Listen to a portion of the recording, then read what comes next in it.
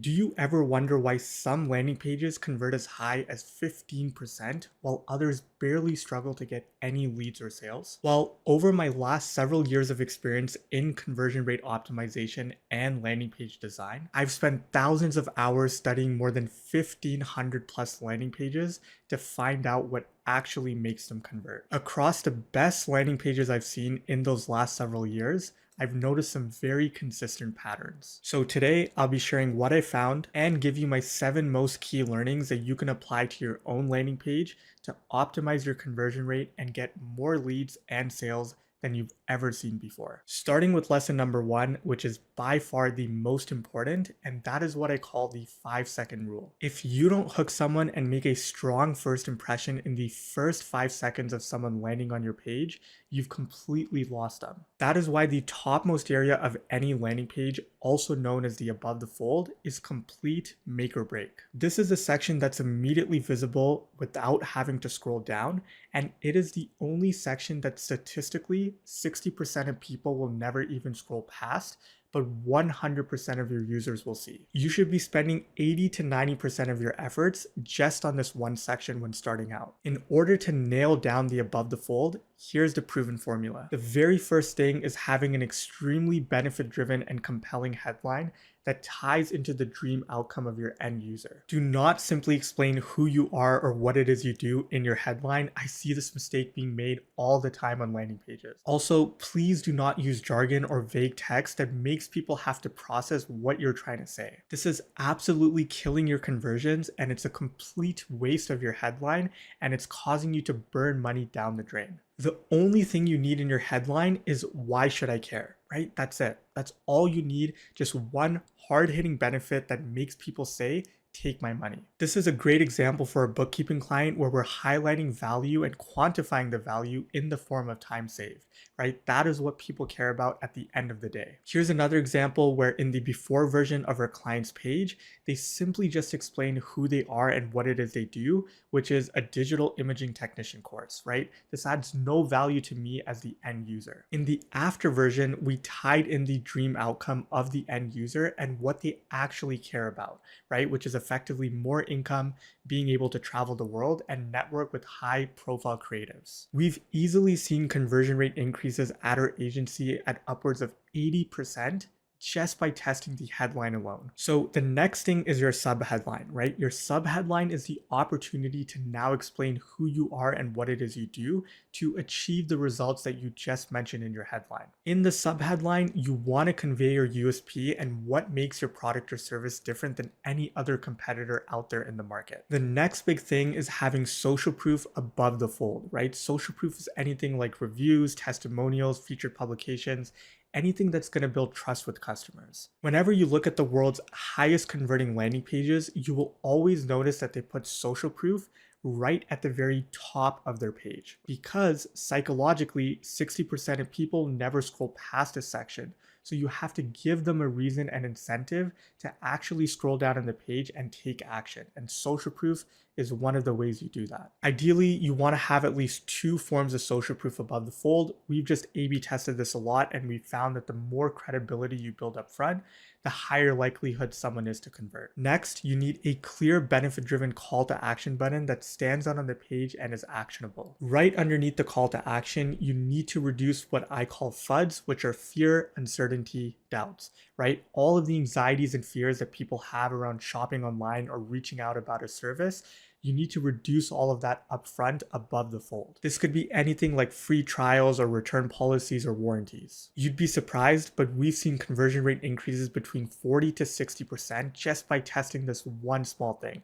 So these small little changes really make a difference. The final thing you need is an image or video that complements your messaging and subtly conveys who you are and what it is you do. Here's a before and after for our education client where we incorporated all of these techniques and we saw a 132% lift in qualified leads and conversions. Here's another example for our client Soul Thrillers where we saw a 108% lift in qualified leads and conversions from just optimizing their above the fold. Now, having a strong above the fold is literally just the bare minimum and basic prerequisites of getting people to scroll down and engage and take action on your page. But even despite giving them all of these logical reasons that they should take action, there's still going to be a large percentage of people that are not yet convinced. That is why lesson number 2 is that people buy with emotion, not logic. We like to think as humans that we're logical decision makers, but the reality is that people tend to make decisions with emotion first. Then they rationalize it with logic. So when a person comes to your landing page, they're feeling something. Maybe they're frustrated by some deep-rooted problem in their life, or maybe they're dreaming of an end state improvement in their life. Whatever it may be, that is the feeling that you need to tap into on your page. One of the easiest ways you can do this is through the form of images, right? As the saying goes, a picture is worth 1,000 words, and this couldn't be more true for your landing page. The human brain processes images 60,000 times faster than text. We did this for an education client who caters towards children, where you can see scattered throughout the page are tons and tons of photos of smiling and happy children that really resonates with their target audience, which is parents, and really hits home. This was one of the many changes that we made on this client's landing page that took them from a 2.5% conversion rate to a 5% conversion rate on meta ads, and basically booked them out with leads. For this tanning e-commerce brand, we completely revamped their hero section, in which the before barely had any emotional connection, and in the after we featured a happy person smiling actually using their products, which built that emotional connection and resulted in a massive lift in conversions. The other way you can build this connection is through the use of powerful messaging. For our coaching client, his prospects struggled with dizziness and having to go through multiple physical therapists and multiple specialists, and so we highlighted this on the page through the form of powerful copy, using the problem, agitate, solve framework, where we basically first called out the problem, then we agitated it and really made people feel the problem and turned up the heat, and then we presented the solution as a clear way out of their problem. This was one of the many changes that we made to the landing page that led to a 282% lift in conversions and leads, and we literally saw people convert right there and then just after seeing the section. That's how powerful it is. When you combine the emotional appeal through colors, images, design, and copy, and you combine that with the logical appeal, that is the winning recipe for conversions. Speaking of conversions, lesson number 3 is that a long landing page does not kill conversions. Bad structure does. There is so much debate online about what the perfect length for a landing page looks like, and countless studies online claiming one thing or the other. I'm here to tell you that there is nothing wrong with a long landing page as long as every section is adding value and getting people one step closer to conversion. I think people tend to forget, right? Long gone are the days with Google ads and Facebook ads that you can just throw up an ad and you'll start generating leads. There's no world in today's day and age where someone who knows nothing about your business, nothing about your brand, and nothing about your offer is just going to magically click on your ad and convert straight away. The ad is simply just to get the click. At the end of the day, your landing page is what needs to do the selling, and you need to treat your landing page like it's a salesperson. This means you need to have multiple value props, right? Multiple social proof sections, multiple sections where you're addressing people's fear, uncertainty, objections, and multiple sections where you're explaining to the customer why you're the absolute best fit and best solution for their problem to get them over the edge to convert. Some of the best landing pages that we've ever created at our agency are multiple sections long with tons of value props, tons of social proof, and tons of case studies. Following this principle, you need to be very careful and conscious about what you're going to hide in a carousel on mobile and hide in drop-down menus, because those statistically get very, very low engagement rates, basically following the notion that what is hidden will not get seen. That is why whenever you look at our landing pages on mobile, we always expose the reviews and we never hide them in a carousel or in a dropdown, because we want to force people to consume those reviews, right? We want them to see those. Lesson number 4 is that people don't read, they scan. People will only read 20% of the content on your website. The other 80%, they just scan. So people are just skimming your page and are trying to look for answers quickly and efficiently. So the question is, how do you make sure that people get the information they need without getting lost in the noise? It starts with structuring your landing pages in a way that's easy to scan. You need to utilize things like headings and subheadings, bullet points to highlight the main value props like these examples here, and bolding text to emphasize certain items, especially for your headlines, right? This is something I see brands messing up all of the time. They use generic headlines headlines like, here's what we do, what makes us unique, how it works, or our services. Because of the fact that people don't read, they scan, you need to operate under the framework that somebody will only read the headlines on your landing page alone. Just imagine they don't even read any of the body text on your page. Is the benefit clear and communicative in just the headline alone? So instead of what makes us unique, just simply say what makes you unique in the headline itself so that they can quickly scan it. The key here is to think like a reader, not a writer. What's the one thing that people should know at a glance? Put that front and center. Lesson number 5 is that you need to use social proof that's actually proof. Social proof's anything like reviews, testimonials, anything that's going to build trust. Everyone in this industry says the same generic advice that you need to use social proof, social proof, social proof, put it at the top, put it here. Social proof is going to build trust. And 100% social proof does help with conversions. It's statistically backed. But what's happening now in the marketplace is that everyone is using social proof, so much so that people have gotten very, very skeptical. The classic example these days are the featured on logos. People have become subconsciously so numb to this because they see it so often on every single page. For example, this e-commerce brand literally has the same 3 logos being repeated on this carousel, which erodes all sense of trust with me and this brand entirely. I would not shop here if I see this. What I recommend instead is taking those same featured on logos and adding a quote from the actual publication or the place that it was featured on to build that extra layer of credibility and trust. We did this for a client, WMDC, where they were featured on all of these different places like the Joe Rogan podcast, and we just added a little snippet of what was said on all of these publications to build that extra layer of credibility. And we saw a 38% lift in conversions from just that one tiny change. Another one is putting reviews without any details. I mean, this could literally be anyone, right? Without putting a photo of the person or any verifiable details, I'm just not going to trust this company. And especially if I'm coming from Facebook ads or cold traffic, I'm not going to build that connection with the brand, right? Because this review could easily be fabricated and fake. Now, compare that to this, where I have actual examples and images